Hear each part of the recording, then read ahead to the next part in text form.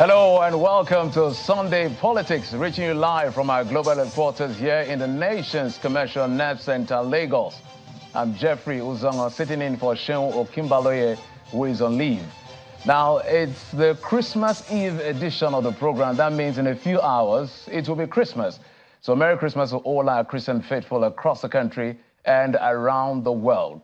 Now, whilst you're making the most of the weekend and the holiday during this Yuletide, we hope to bring you quite engaging conversation on issues that are of interest to you and yours, which is why we can tell you that President Bola Tinubu is admonishing Christian faithful and citizens across the country on the occasion of the birth of Jesus Christ. The president, who acknowledges that it's a season of both rejoicing and reflection, explains how his economic reforms he understands has imposed what he considers necessary, unique sacrifices for all.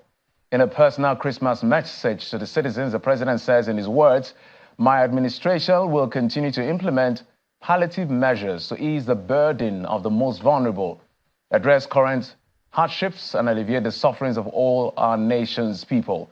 The president further assures Nigerians that the country will, in the shortest time possible, emerge into a new dawn of prosperity, peace, and irreversible progress, while calling for prayers for members of our armed forces.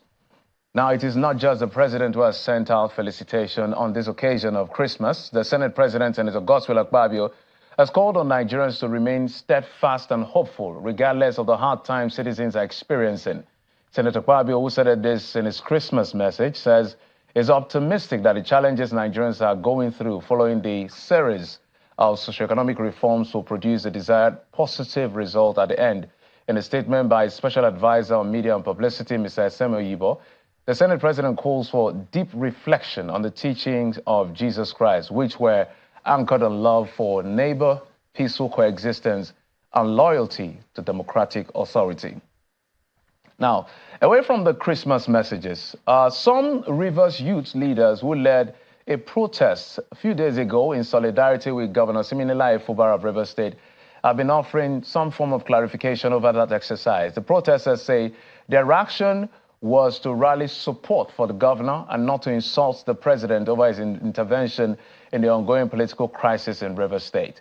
The leader of the group and chairman of the state chapter of the National Youth Council of Nigeria, Mr. Chijioke Ihunwa, appeals to the president to continue with his peace efforts in the state.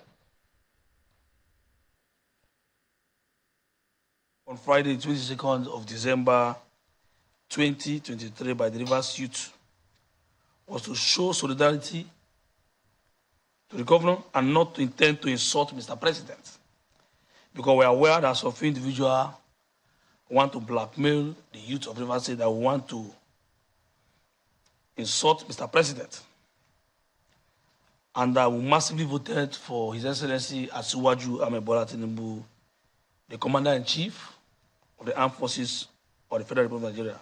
And therefore, we call on Mr. President that he should give his support to our grand patron, His Excellency Sir Similare Joseph Fubara, to govern our state.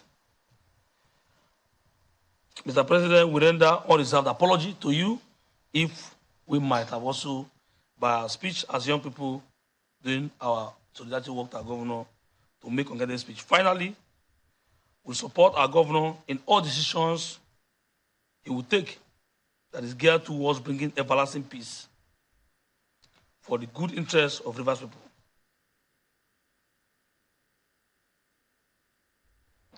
Well, that rally happened a few days ago, so they are providing clarification as to the intention of that rally, and they've reached out to the president via this medium to render their apology in case there were things that were said that they regret. Anyway, today on the program, there are two major issues we're going to be dealing with on the program, and which is why, for the first issue, we are bringing in an elder statesman and a leader of the Pan-Niger Delta Forum, PANDEF, as well as he's written a book recently titled Brutally Frank. And this elder statesman, he can and will be brutally frank over the issue that is going on in Rivers State.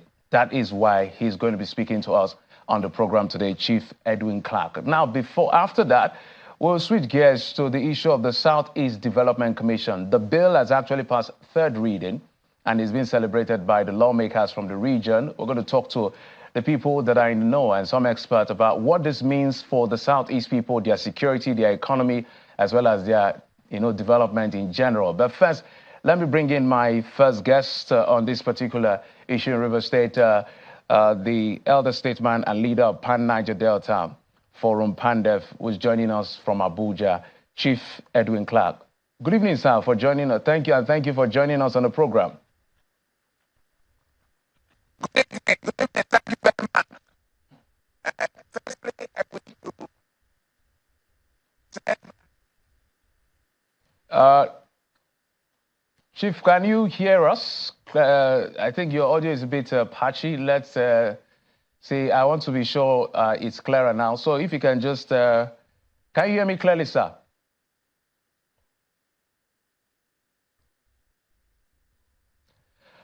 All right, we're going to start. I wanted to play, but something happened in Port Harcourt. While we're trying to sort out the audio connection with Chief Edwin Clark, I want to sort out, let's tell you that something happened in Port Harcourt today. The FCT minister, Mr. Nyesom Wike, has blamed his successor, Governor Wike-Fubara of River State, for escalating the conflict between them.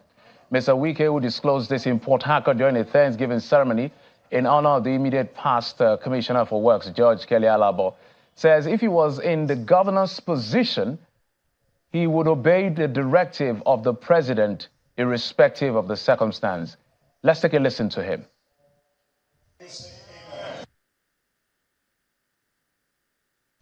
Some of you do not even know that Mr. President had invited us privately and said, do this, do this, do this, do this. And you agreed before Mr. President. And you didn't do it. And President has now invited, okay, the larger state, come. We must tell our people the simple truth. I've done my own part. And I'm happy. And I'm doing well in Abuja too.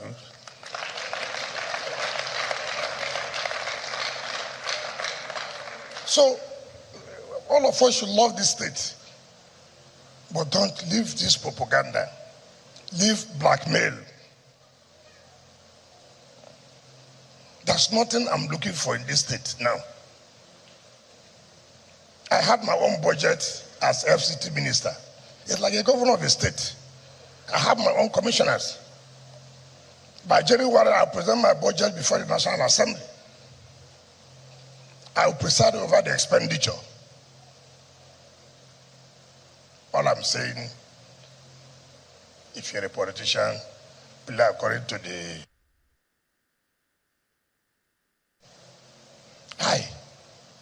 No matter what circumstances, President invites me to a meeting and tells me to do something.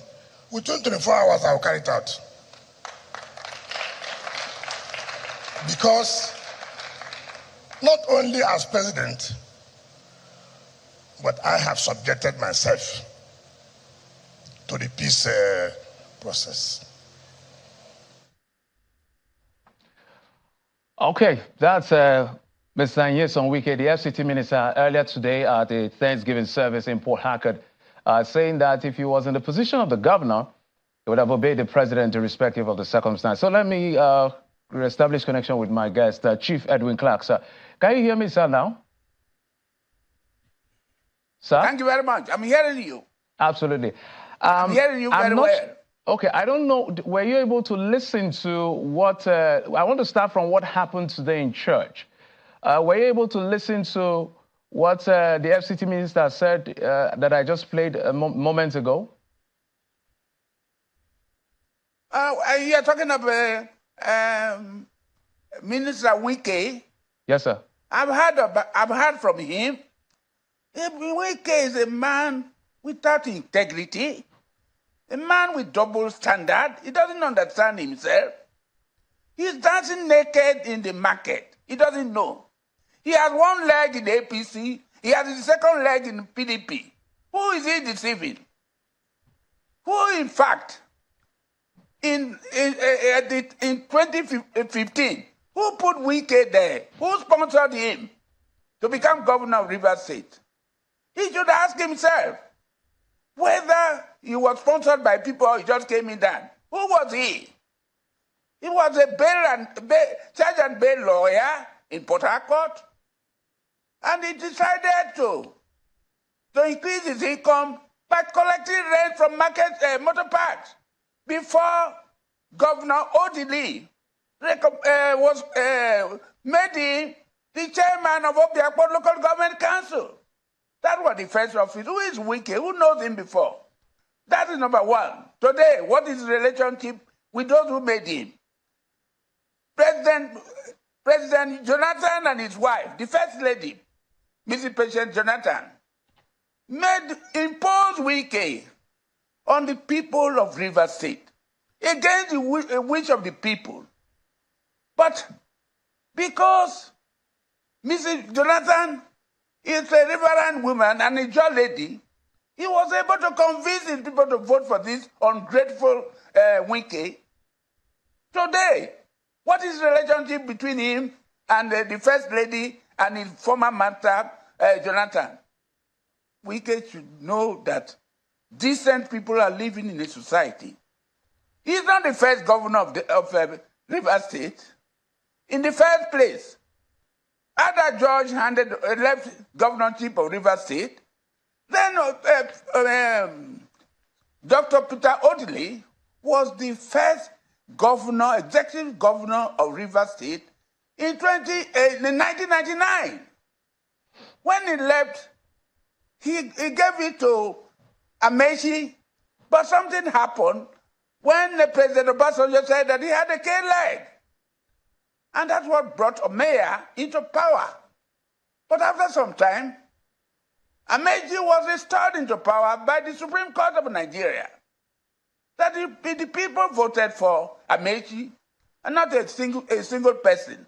So Amechi became governor of Rivers State. Then he appointed this ungrateful man to become his chief of staff. He became very, very, very disloyal. He was plotting against him. And it was during that time, Amechi, in order to get rid of him, recommended him to Mr. President Jonathan to be appointed minister. But the first minister had been appointed, Miss Emma Pepple. So he was appointed Minister of State Education. It was there when Mrs. Jonathan had problem with the governor of Rivers State, Amechi. Wike used that opportunity to bring a divide between Mr. President and the governor of Rivers State. And what happened?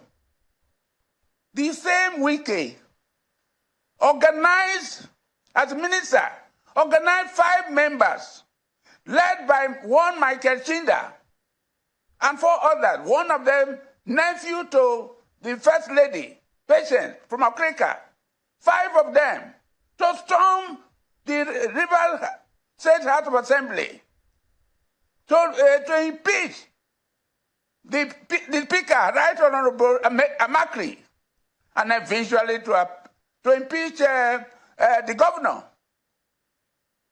But the security, because of his relationship with Jonathan, the securities were behind him.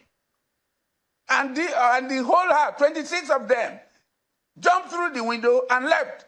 But the courageous governor, Amechi, came back with them and drove them away. And the Rivers State House of Assembly was closed for 1 year. Where was Mr. President Jonathan? He didn't do anything because he knows the Constitution. The Constitution provides that Section 5.2 says that the state government is autonomous within the federation and is not subsidiary to the government, to the federal government. So while the president has power over the country, the state governors have their own power. They are the chief security officers of their state. So under the law, no president can dictate or direct a governor of the state to breach the Constitution of Nigeria. So what Wike is saying, I'm happy he said that it was a directive from Mr. President. Himself and some members of the cabinet, of the presidency there, wrote these things down. And without convincing Mr. President, President thought he was going to have peace. Over 50 people were in that place. How many of them spoke? If you want to discuss and settle a matter, everybody must contribute to it. But it was Wike has now agreed that it was a directive from Mr. President. With the greatest respect to Mr. President, we have very high regard for him. I, in particular, I'm very old. I'm over 96. I must see that Mr. President is giving the fullest support by the people of this country to administer this country, which was very badly ruled by Buhari. So we have to give him that support.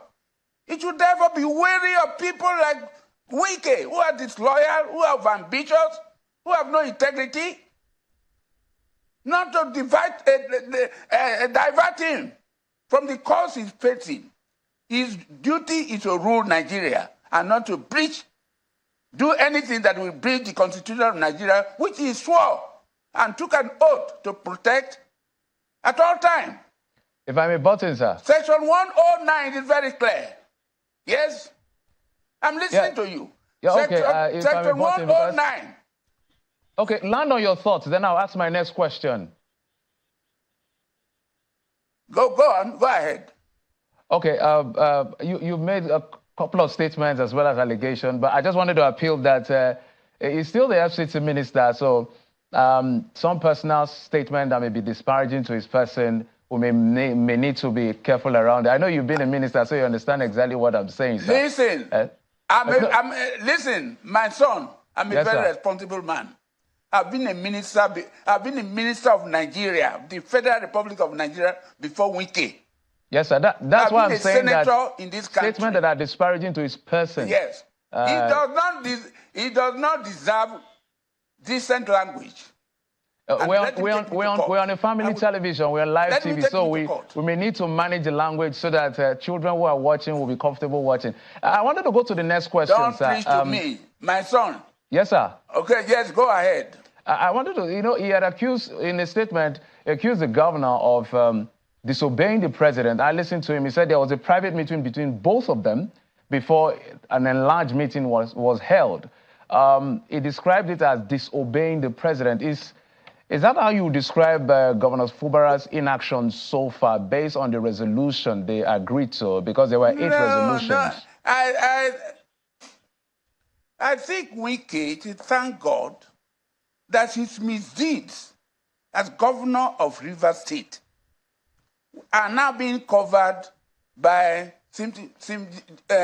Fubara, who now enjoys immunity.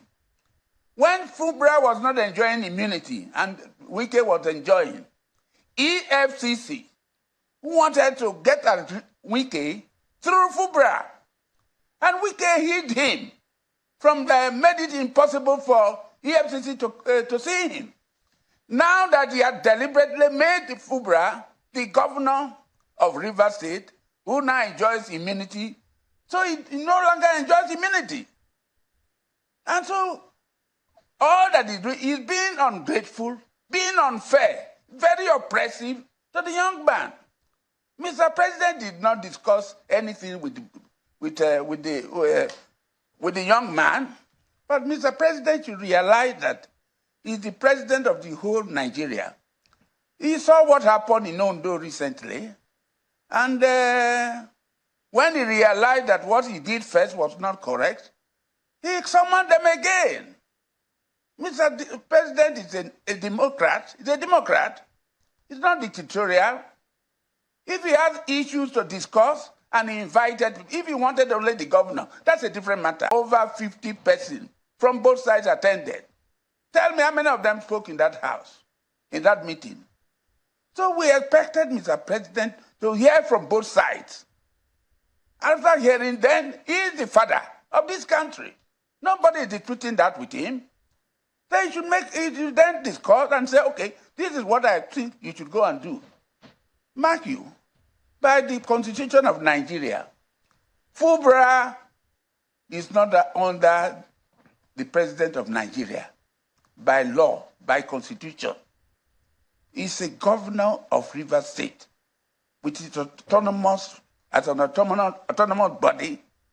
It's not subsidiary. He has his own House of Assembly. He has his own judiciary. And whatever action he does must comply with the Constitution of Nigeria. He has not breached the Constitution of Nigeria. It has not come to the time Mr. President should step in. If he does anything which is contrary to the Constitution of Nigeria, Mr. President, who swore to uphold the Constitution of Nigeria, will step in. Nobody doubts his seniority, doubt his position in Nigeria. We respect him. I've served under heads of state, so I know the position of a head of state. Mr. President is the President of Nigeria and Commander-in-Chief of the Armed Forces of Nigeria. Nobody disputes that. And I'm one of those giving him that support.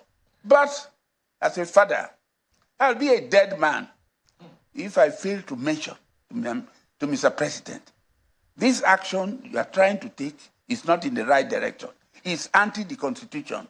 If I fail to do so, then I'm a dead man. Because this is one of the things worrying Nigeria, because people don't want to speak out their minds. Chief, yes, what do you want me to say? Okay, yes, I'm listening to you. No, go ahead, land on your thought. I thought you were done, sir. Finish. I'll come to the next question, sir. Oh well, you interrupted me. So I'm pleading with Mr. President not to be carried away by the ambitions of one man who is also thinking that 2027. What is in your mind is what you speak out. He said, I don't want to contest the presidency with Mr. President. Who is he? That is very insulting to Mr. President and to the people of Nigeria. There are 48 of them in that cabinet. What makes him to say that I do not want to contest? Who is wicked in that respect? So what I'm saying, I sincerely, on behalf of the people of the South, the Niger Delta, and the River State people, plead with Mr. President, please reconsider the action that has been taken. Nigerians are not happy. I read almost 8 papers in a day. The public opinion is against that agreement. 99% of Nigerians, one of the newspapers yesterday, half of it was against that agreement. Mr. President, you are not a dictator, you are a Democrat. You have practiced it when you are in Lagos. Let me remind you how you gain your popularity.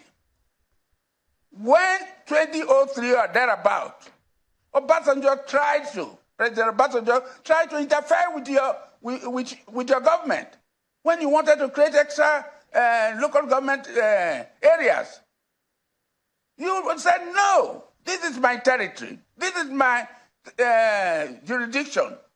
You have no right. You took him up to Supreme Court, and Nigerians hailed you. Has things changed?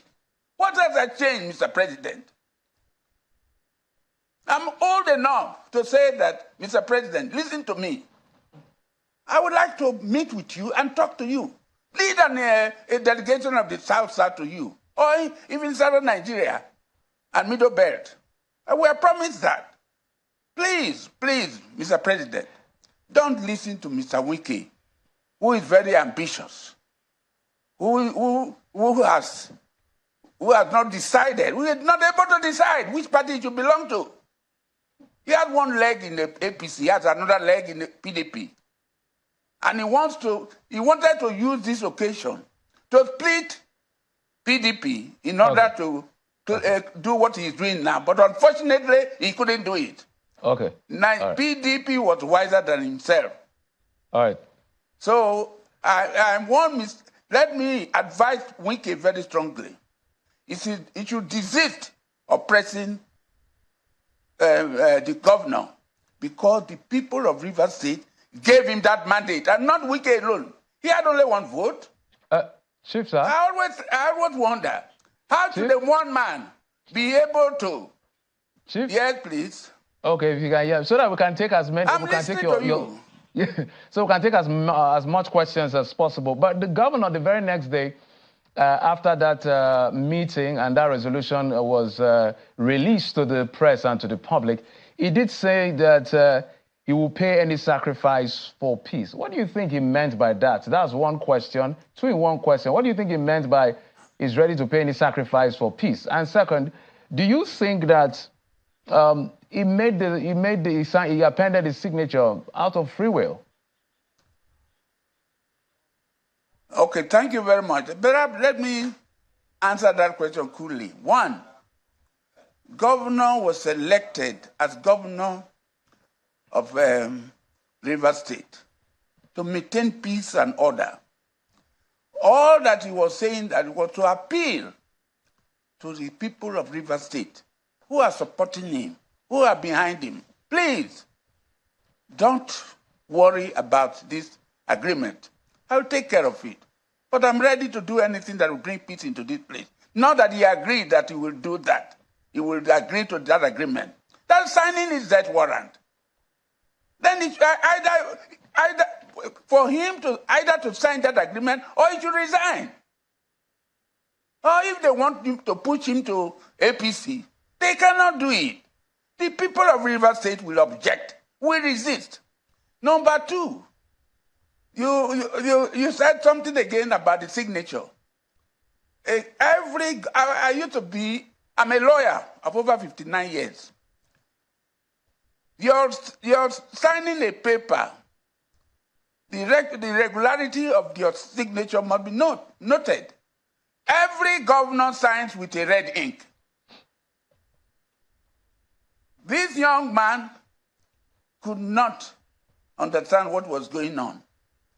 And he couldn't walk out from that place because of the respect he had for Mr. President. So he took any other pen to sign. And that should signify that I'm not willingly signing it. Wike signed with the red ink. Is he a governor? The Ribadu signed with the red ink. Is he a governor? But the governor and the former governor signed in black ink or blue ink. That shows that they doubted their own. They did not sign the signature out of their own volition. Is that clear? Okay, sir. I wanted to find out from you. I know you just made an open appeal to the president for an invitation so that the South-South elders or the Niger Delta elders could see him. But have you been able to reach out to Governor Wike-Fubara himself to find out what is going on, to hear his own side of the story, as well as maybe the FCT minister, so at least as elders in the region, to hear them out?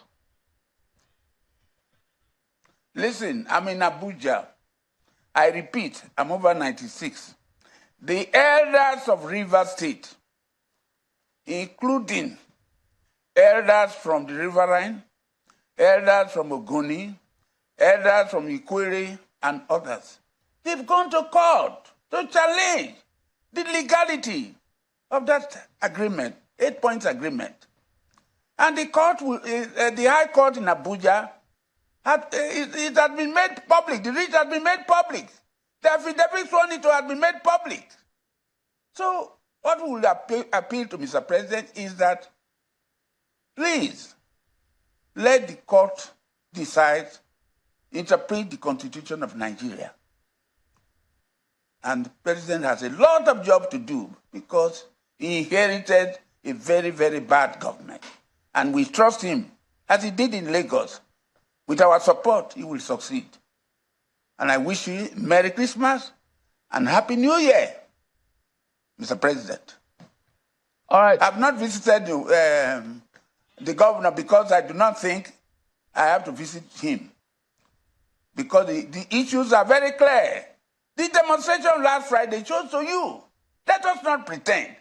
Shows to Mr. President that the people of Rivers State are not with Wike. You can hire a crowd, those are appointed, those he's giving job to now. Well, there is an existing, elected, chairman of PDP in Rivers State, but he now took his former chief of staff to become the chairman of a caretaker committee, a 7-man caretaker committee. Where have you seen that before? He's fighting in PDP, he's controlling APC. There's no reason for me to go and waste my time to go and contact Warren, my son, the governor of Rivers State. The issues are being taken care of.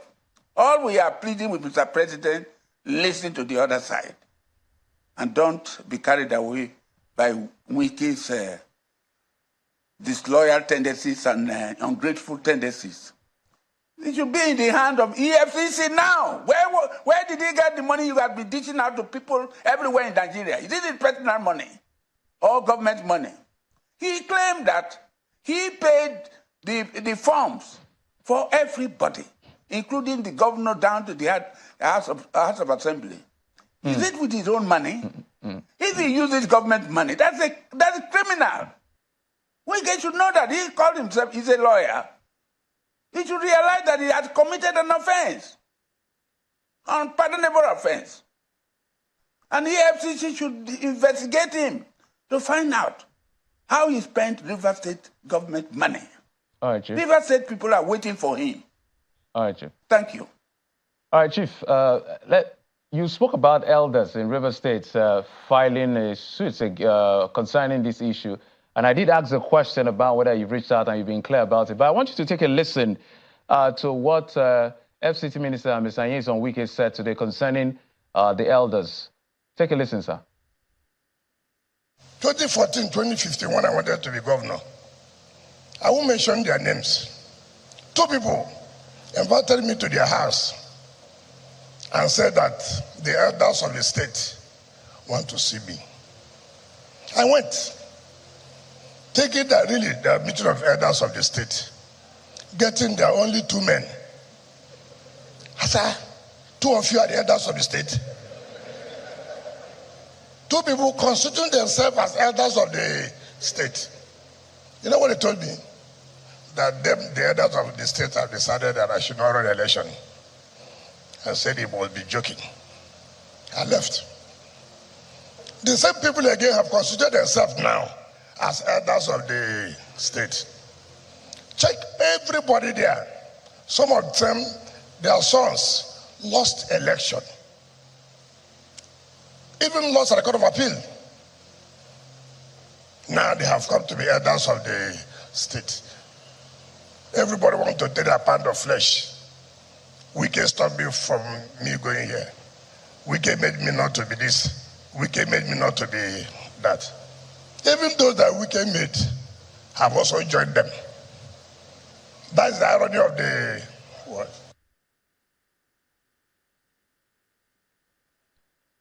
Chief, what will be your reaction, sir? Oh, very, very simple. As I've earlier told you, Wike is very responsible. How can he say Senator Bira B, who was a senator when Wike was in secondary school from Ogoni? How can he say Senator Andrew Ochendu from his own place, who is more solid than Wike himself, to call him that he's not an elder? How can he call Admiral Fingersi, a retired naval officer, and Kyo Brig, and the member of the House of Assembly who refused to follow his dictate, Honorable Victor Oko Jumbo from Boni constituency? They are the plaintiffs in this case. Let Wike tell me, either from his own home or from the rest of equally where he comes from, who is more important than Senator Andrew Ochendu? This shows to you this type of character we have. For him to deride everybody. When did Wike come to power? That is today, regarding himself as the owner of River State. Shame. That cannot be. You saw his language, the way he's describing these people. He gave Fubara 16 commissioners to appoint. 9 of them, 27 of them have resigned, or 25. He nominated all the commissioners, those who were serving him before, for Fubara. 9 of them have resigned. Now he has advised Mr. President. President has directed that these 27 House of Assembly members who have lost their seats in accordance with the Constitution provision, Section 109, 1A, 12, B, or something like G. They have lost their seats. And they have admitted that they've gone to APC. And Mr. President said he would not drive away children who come to him. So what are we talking? Are they wanting him to present a budget which he had already signed into law to an assembly of APC House members? What a ridiculous thing to do. Who would do it? You are a pressman. What is the sense behind this? That governor, it's the court that will decide whether the 4 or 5 members who consider the budget were qualified to do so. Only the court can decide. No Nigerian, including our most respected Mr. President, can change the constitution of Nigeria, except the people of Nigeria. Okay, sir. So, yes. Okay. There's some person, 2 more questions, so as we begin to wrap up. Some persons have said before Governor Fubara was given a ticket, perhaps there were agreement, and in the words of Wike, which he made popular, agreement is agreement, that he should have understood what he signed up to and not begin to backtrack now that he has power. I want your response to that. As well as going forward, if Governor Fubara chooses not to follow through with these resolutions, what then happens? Where do we go from there? Thank you. Well, perhaps to answer the last question, nothing would happen to him. Nothing happened to our president when he was governor of Lagos State, when he disagreed with Obasanjo. Obasanjo was president of Nigeria from 1999 to 2007. Mr. President is our president today. What happened to him in 2003 also should not happen to Fubara. As you ask, Fubara will remain the governor of Rivers State. We demanded the people, and we perform his duties in accordance with the mandate given to him by the people. And Mr. President should take him as one of his sons. Because to do otherwise would be laying down a very dangerous precedent, which people would soon feel that president may become a dictator, which would do, he is a Democrat. He should not do anything that would give a wrong impression. He has so much to do. He should concentrate on those things, not to tamper with the mandate of a state governor, except that state governor has desecrated the Constitution of Nigeria. Then there's a proper way of doing it.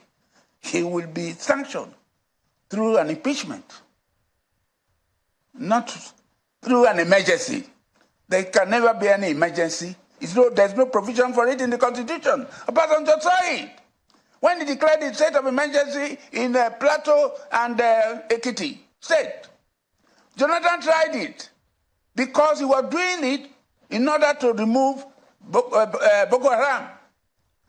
But he did not tamper with the governors. The governors were on seat, 3 of them, in Northeast. So the history is there.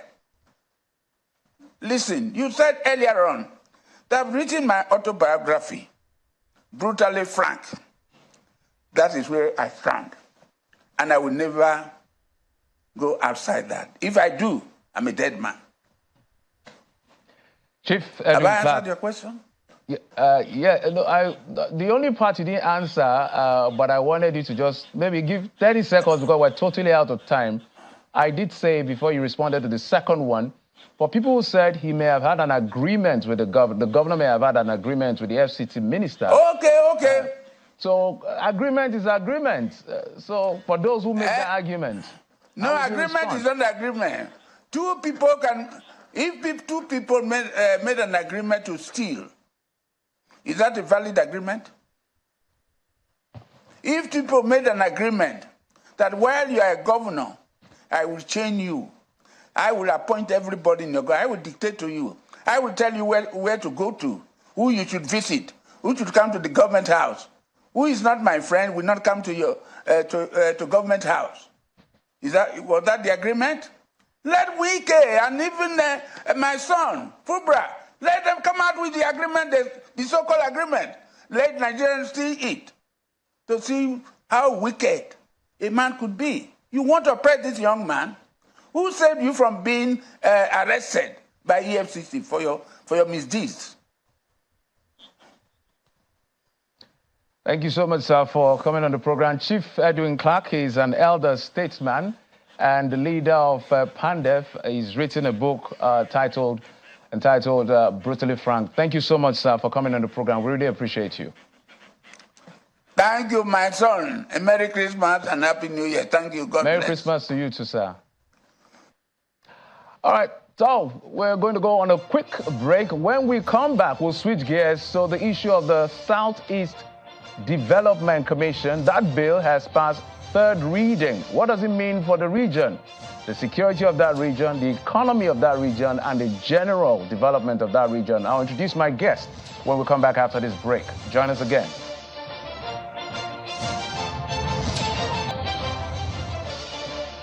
Welcome back. I did say we'll switch gears, and this time we're talking about the development of the Southeast region. I'm being joined on the program by two of guests. Dr. Toby Oluwatola is Executive Director for Journalism, Center for Journalism Innovation and Development, is joining us from Abuja studio. Dr. Toby, thank you so much for staying with us. Thank you, sir.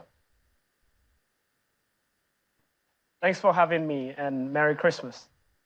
I wish you the same. I also have Mr. Obinna Osita, was a member of the 9th National Assembly in the House of Representatives. Is joining us via Zoom from Maryland, the United States. Thank you, sir, for coming on the program, and Merry Christmas. Thank you. And it's actually Honorable Obinna Chidoka.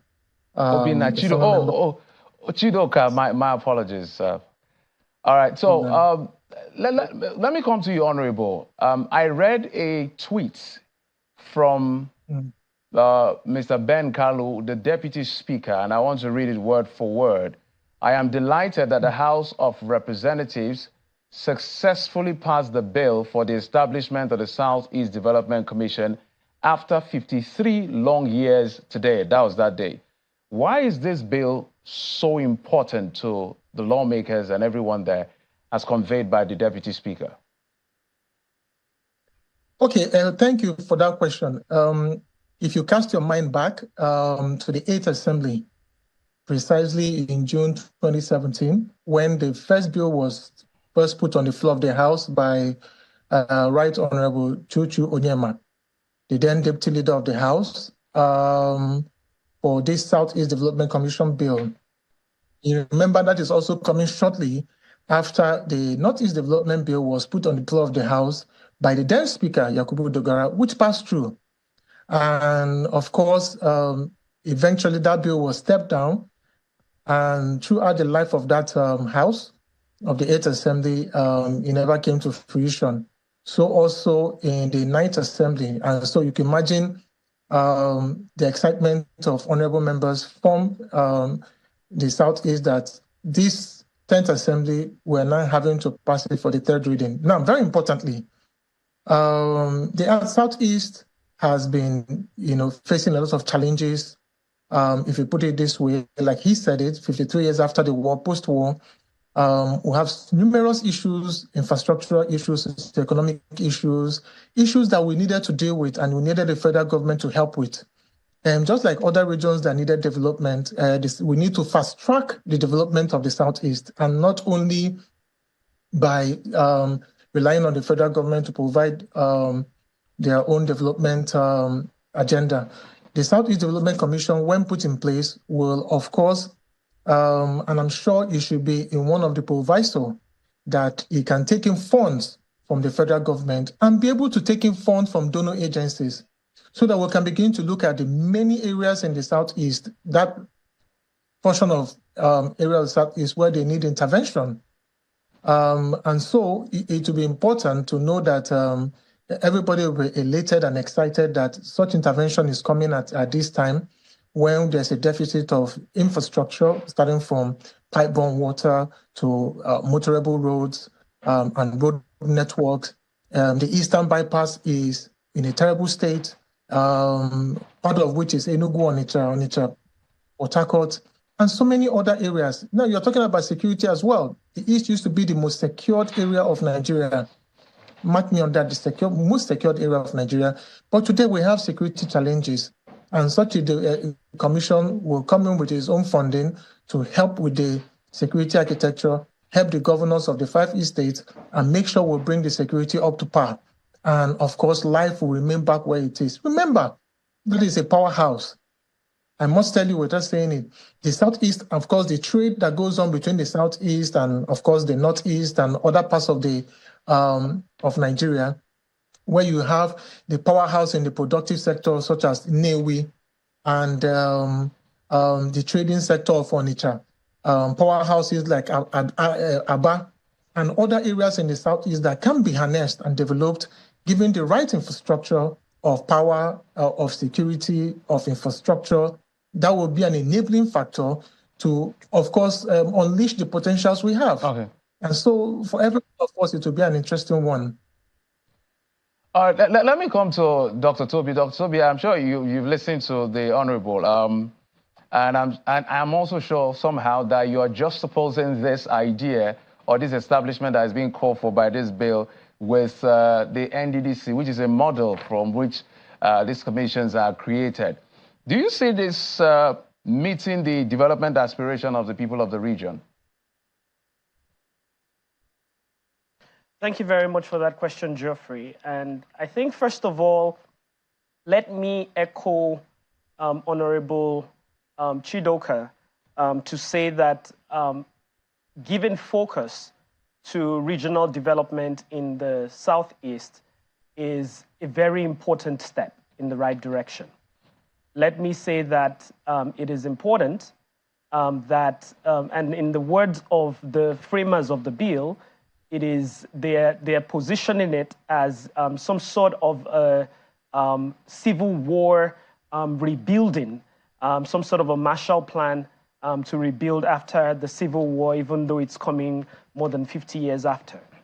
I think it's important that we establish that the Southeast is an important part of our country, and that we respect the rights of the Southeast people to be equal beneficiaries of the products of the dividends of democracy in Nigeria. So for that reason, I agree with the principles behind the establishment of a Southeast Development Corporation. In addition to that, I think that the model that really has proven to be effective globally, really, where development is concerned, is regional development, federalism. Federalism meaning that the governance is closer to the people, and that the people who are delivering the development that people need are close enough to be able to really understand the needs of the people. But that said, we've also got to be careful not to repeat the mistakes of the past. And I like to point out the example of the Niger Delta Development Corporation.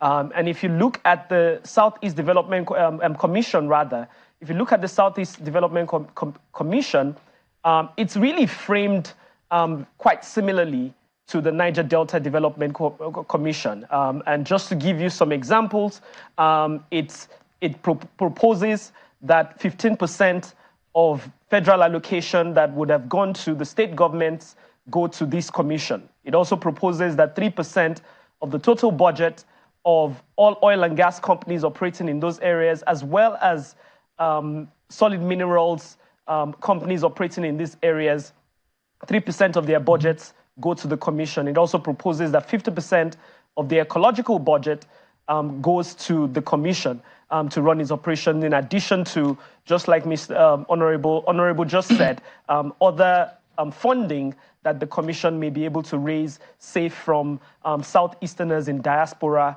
or other donors that choose to consider this issue of Southeast development very important. But that said, we've considered the parallels. Let's look at how that could be a recipe for failure. If we look at the history of NDDC, we did a study at the center in 2020 where we looked at the history of projects of the NDDC, and at the time, the NDDC had received a little upwards of 6 trillion naira and implemented about 10,000 projects. As a little after that, as at the time that we studied, now it's probably close to in the neighborhood of 13,000 projects and in the neighborhood of 10 trillion naira thereabout. But what we find, or at least what we found when we looked at a random assortment of projects that we sent investigators to go assess, is that more than 54%, more than 57% of those projects don't exist. They are either abandoned or in other ways not implemented. About 43% of the projects that we went to assess had been completed, and many of them were in a state of disrepair. So we